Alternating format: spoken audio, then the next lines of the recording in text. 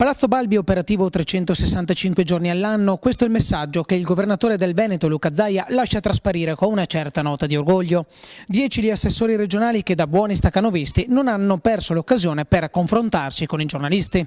Ma mi lasci dire innanzitutto che per noi non è una novità, c'eravamo anche l'anno scorso, forse tutti se ne sono dimenticati, anche la prima estate, quella 2010, da quando siamo noi non si chiude mai. E il tema è che si può tenere e si deve tenere aperti i palazzi perché i cittadini pagano le tasse tutti i giorni e lo Stato non smette mai, neanche in agosto, di perseguirli per far sì che paghino le tasse, quindi noi dobbiamo dare i servizi 365 giorni all'anno. Durante la conferenza è stato toccato anche il tema siccità che sta piegando la nostra agricoltura, secco l'intervento del Presidente regionale nell'incalzare un immediato intervento da parte del governo a livello economico.